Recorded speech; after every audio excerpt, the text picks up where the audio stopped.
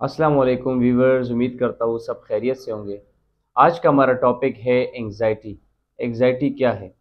Anxiety को उर्दू में बेचैनी कहते हैं। बेचैनी की दो अकसाम होते हैं।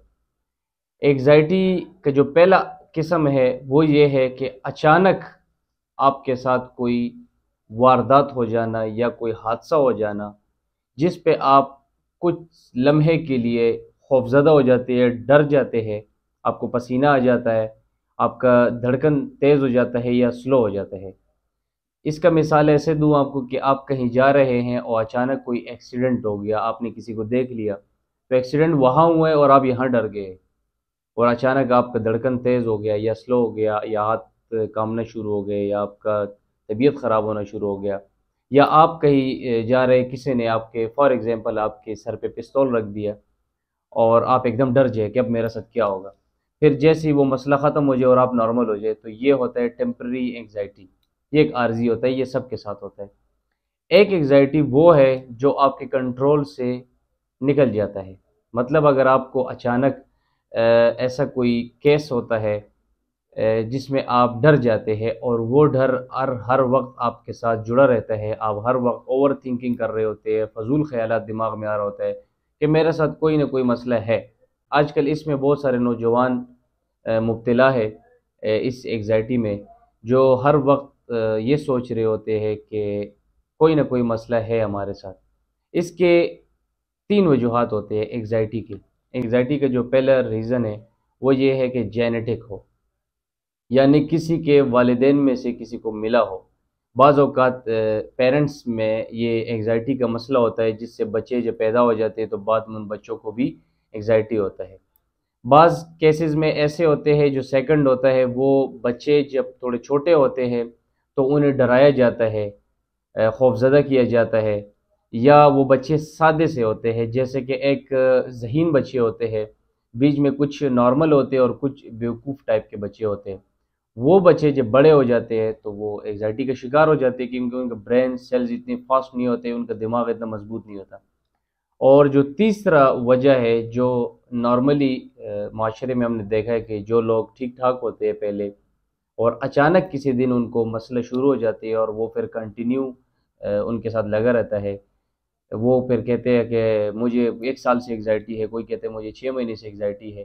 तो ये वो एंग्जायटी है जो अचानक किसी वजह से आपके साथ चिपक जाता है। यानी कि बाज़ औक़ात देखा गया है, किसी को डराया गया या किसी के साथ कोई ऐसा हादसा हो जाता है, या बाज़ औक़ात ऐसे ऑपरेशंस डॉक्टर्स जब करते हैं तो उनके ऐसे असाबी कमज़ोरी बन जाती है जिससे उन्हें एंग्जायटी हो जाती है। तो ये चंद एक मसाइल थे एंग्जायटी के, कि ये वजूहात हैं एंग्जायटी के। और एंग्जायटी एक ऐसा चीज़ है कि ये कोई ख़ास बीमारी नहीं है, लेकिन ये जिसे जनरल एंग्जायटी डिसऑर्डर कहते हैं। ये एक ऐसी बीमारी होती है कि हर वक्त आप ख़यालात कर रहे होते हैं कि मेरे साथ कुछ न कुछ मसला है। यानी कि ब्रेन, जो आपका दिमाग है, वो इतना स्ट्रॉन्ग नहीं है कि आपको कवर करे, आपको समझा सके कि नहीं, आप नॉर्मल हो।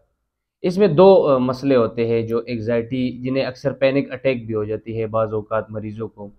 ये एक ऐसा होता है कि एक जिस्मानी होता है, एक दिमागी मसला होता है। दिमागी में हर वक़्त ओवर थिंकिंग हो रही होती है, ख़यालात आते हैं, डर खौफ़ होता है।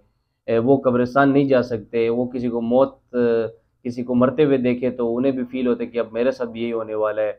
और वो खौफ़ज़दा हो जाते हैं। यानी कि बाज़ अगर देखा जाए कि कहीं बिज़नेस के लिए जाते हैं तो अचानक ये समझ रहे हो कि अब मैं बिज़नेस दुकान पे जाऊँगा, मसलन मैं अपनी दुकान पे जा रहा हूँ, वहाँ मेरे साथ क्या होगा? अगर कोई सेलमैन आता है तो उसको देखते ही डर जाना कि अब मैंने इसके साथ कोई हिसाब-किताब है। या बिज़नेस के अलावा जॉब जाने वाले जो लोग होते हैं, बाज़ औक़ात कहते हैं कि आज बॉस आएगा तो मेरे साथ क्या होगा? अगर वो मुझसे सवाल करे मैं क्या जवाब दूँगा? तो वो सोच-सोच के सारा-सारा दिन ओवर थिंकिंग करते हैं, जिसका रिज़ल्ट तो कुछ नहीं मिलता, लेकिन वो अपने आप को ख़राब कर रहे होते हैं। उनका ब्रेन उनको यही कहते हैं कि बस अभी आप के साथ क्या होगा? जिस्मानी जो मसला है, जिस्मानी ऐसा मसला है एंग्ज़ायटी का कि उसमें बाज़ औक़ात दिल की धड़कन तेज़ हो जाती है मरीज़ों की, और उसके हाथ, बाज़ औक़ात ऐसे मरीज़ हैं जिनके हाथ काँपते हैं बहुत ज़्यादा डर की वजह से, पाँव काँपते हैं, खौफ़ज़दा हो जाते हैं, जो दूसरा बंदा महसूस कर रहा होता है कि इसके साथ कोई मसला हो गया। बाज़ औक़ात लोग गिर जाते हैं। इसी खौफ में कि अब मेरे साथ क्या होने वाला है। तो ये स्टेजेस है एग्ज़ाइटी के। बहुत ज़्यादा लोग इसमें मुब्तला है एग्ज़ाइटी में। अब इसके लिए बहुत तरह तरह के लोग गोलियां खाते हैं, दवाइयाँ खाते हैं। एल्फ की गोलियां बाज़ लोग यूज़ कर रहे होते हैं, साथ में दो दो तीन तीन और भी यूज़ कर रहे होते हैं कि जी हमारा मैदे का मसला है, कोई कहता है हमारा दिल का मसला है, कोई कहता है हमारे सीने में दर्द हो रहा है, कोई कहता है जी पेशाब बार बार आता है। तो ये जो जिस्मानी मसाइल है ये एग्ज़ाइटी के साथ टच होते हैं। जो एंग्जाइटी के मरीज़ हैं उनके साथ ये मसले लगे रहते हैं कि ये जो मैंने अभी बताया कि पेशाब का आना बार बार, चेस्ट पेन और धड़कन तेज़ हो जाना, और ये सारी चीज़ें इसके साथ हैं। अब इसको दूर कैसे किया जाए इस मसले को?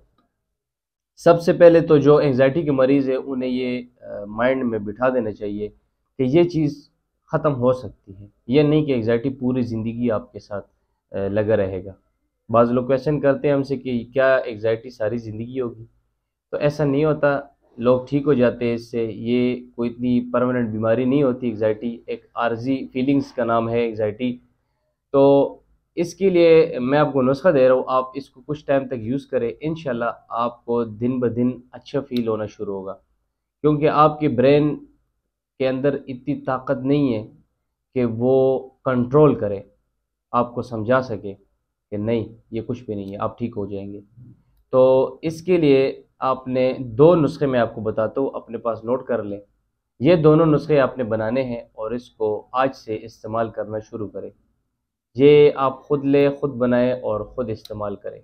दो नुस्खे मैं बताता हूँ। सबसे पहले नुस्खा नंबर 1 मैं आपको बता रहा हूँ कि सेब का मुरब्बा, बही का मुरब्बा जिसे सफ़रजल भी कहते हैं, बही वो भी पंसारियों से मिल जाता है, आंवले का मुरब्बा और हरीड़ का मुरब्बा, ये 4 मुरब्बे आपने मिक्स करना है। फिर इसके अंदर आपने 30 ग्राम इलायची दाना डालना है, सब्ज़ इलायची के दाने पीस कर इसके ऊपर आपने डालना है। इन चारों को आपने मिक्स करना है किसी जार में, फिर ऊपर 30 ग्राम सब्ज़ इलायची के दाना डालना है। रोज़ाना सुबह शाम एक एक चम्मच भर के आपने खाना है, सुबह भी और शाम को भी नाश्ते के बाद।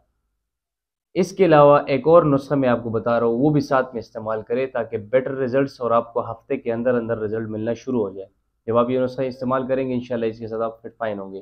तो नुस्खा नंबर 2 आप अपने पास लिख ले कि 50 ग्राम आंवला, जो आंवले के दाने होते हैं पंसारियों से मिल जाते हैं, आंवला 50 ग्राम, हरीड़ सब्ज़, सब्ज़ हरीड़ जिसे हलीला जर्द भी कहते हैं, हरीड़ सब्ज़ 50 ग्राम, हरीड़ सिया 50 ग्राम, अस्तखुदूस 50 ग्राम और बेहड़ा, बेहड़ा भी 50 ग्राम।